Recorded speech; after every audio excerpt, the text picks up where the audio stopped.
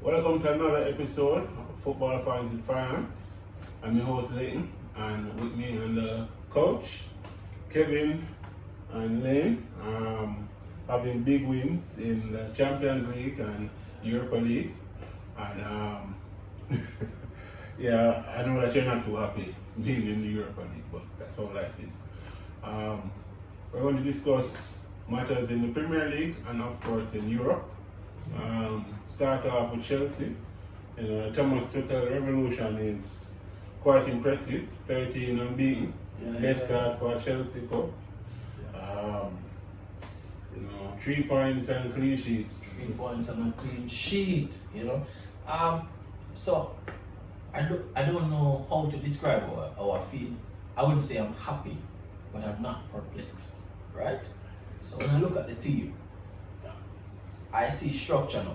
I understand where the coach are trying to do. I'm see where the team actually I get the philosophy, how to play, right? And I think when you look over the 2 legs against Atletico Madrid, it was a masterclass. We dominated both legs. The first leg we were totally dominant. The second leg, we came out. Atletico Madrid was more aggressive in terms of pressing higher and trying to be more on the front foot. And we actually played some fantastic possession stuff. Now, I want to single out a man called N'Golo Kante, Little Blacks. What a player, right? Now, is any coach's dream? I want to look at the last goal that Emerson come on and score. N'Golo Kante, after running on the pitch for 90 minutes, every corner, burst in lung to get on the other side of Pulisic tree, divert the defender's attention from Emerson and score. He's a fantastic player, right? So, and then I was looking at the match also and I see other players. So I'm still not impressed by Fernand. Let me just say, Fernand is a hard worker and he can never fault his effort. But in terms of quality on the ball, still lacking. I still see him struggling for a bit of confidence. But he was very instrumental in the goal. Hakim Ziyech also struggling for confidence after he scored that goal. I think overall he had a poor game. But after he scored that goal, I saw a bit of confidence coming into his game, but still not at the level where we want him to be. And he's been suffering some abuse from the fans also. He was a part of the section that was suffering from the Blue Boys. But that's a good goal to get his confidence going. I was impressed by Kai Havertz, right? I saw Kai Havertz and I'm like, so Kai Havertz, I will give that ball a time, right? Is a baller where I don't think him even close to hit the heights in terms of potential, but just the way he play, I like that style of play there. He's a baller always trying to get the ball on the turn, he plays some 1-2 here and there. He have a very language style, almost look a bit lazy, but I think he's a baller that have a bright future. And I think under Tuchel I'm seeing some glimpses of the potential that he has. So I think he's coming together. And I always say, and I mean, more than better, I think it's luck versus design. Kovacic and Kante is my pairing in the middle of the pitch. And I think they were excellent for the entire game. And I think overall the team, you can see the structure of the team. The team understands what they're trying to do. The team understands how to attack, they understand how to defend, they understand how to play. So you're seeing the manager's mentality permeating the team, and you're seeing a team with some structure. And I was complaining about that before. And I don't want to get ahead of ourselves. I think we still have a long way to go in terms of the supportancy up top. There's still a bit of there's a lot of cohesion up at the top of the park.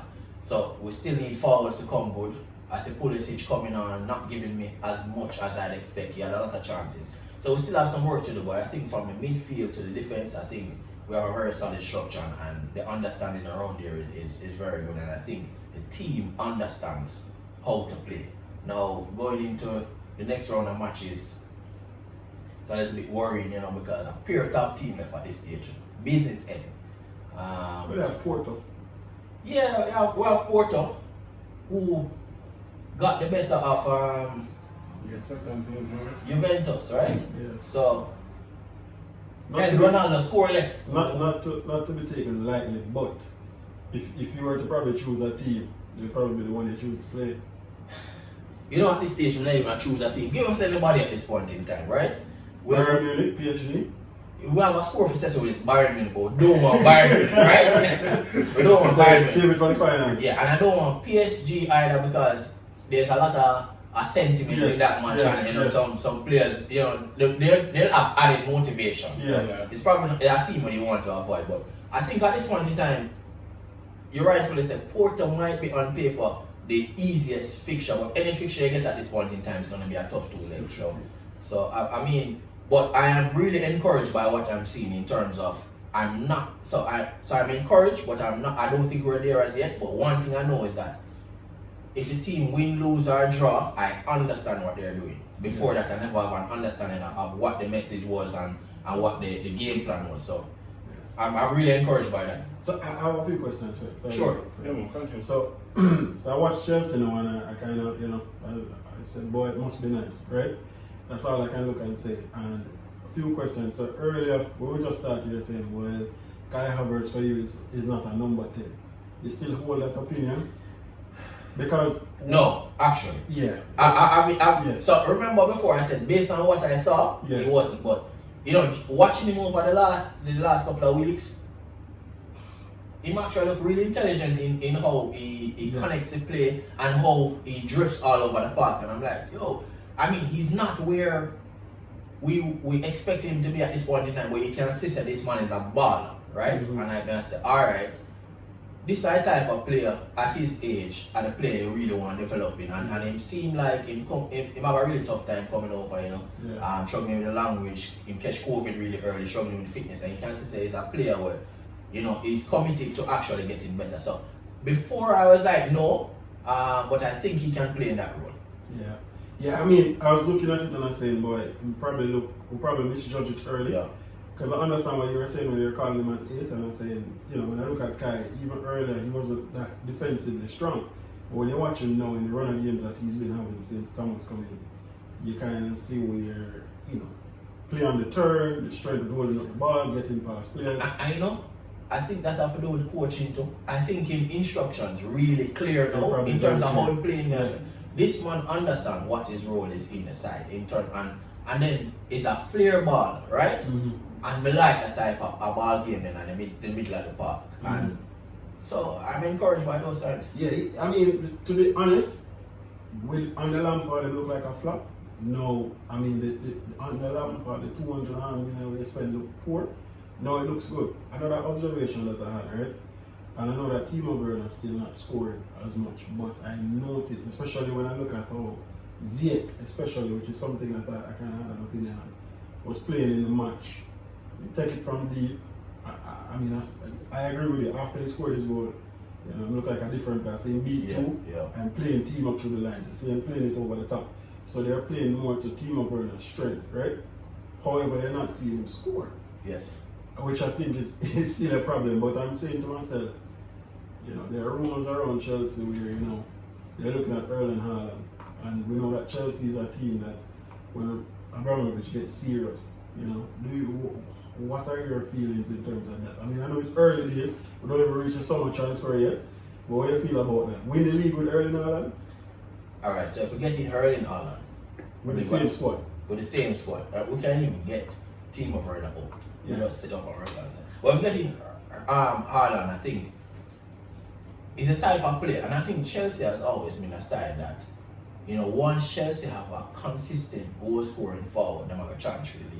Because most times Chelsea up there without a forward that is putting up 20 a season. Yeah. And this player will score 20 goals a season. You can see in him confidence, he's a natural goal scorer. Yeah. He scores all type of goals. He's strong, he's quick, he's skillful, and he's an excellent finisher. So you bring that player in, and you're right. You see, the thing that I think Ziyech has in his game that, you know, sets him apart a little bit. You know, in an instant, he can whip in a dangerous ball in the box, and it doesn't really work with Timo Werner. Timo Werner, you know, based on his instruction how he's played, he's typically outside of the box. So when that ball comes in, there's no one to attack it. Because I've seen a couple balls in that match that were whipped in that just need a player to go get on the end and attack it, and I think that's missing. I think Haaland as a centre forward up here would be excellent. Whether or not we get that, I see a lot of rumours flying that Tuchel is actually interested. That would be excellent for us. I think if we get that piece of the puzzle, and manage to keep the defensive structure that we have.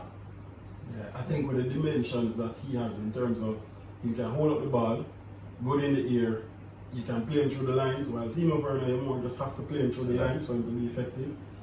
You get a player like a complete striker like that with the chances that he create. Young too. Yeah. But because it's 100 million, but I think. But he's not going to stay long. Yeah. Literally, There are players that you look Yeah. at and you know say, this player will come and score some goal. It's not a player that you have players who strive on being confident and you know once them confidence dip you see are real dip in them game. But you have some players that you know say even if they're going through a dry patch, they want the ball all the time. They always show for the ball, they're always in that position because they know it's only a matter of time. Remind me of like a Zlatan type of mentality. Yeah. Or Cristiano Ronaldo. Or Cristiano Ronaldo.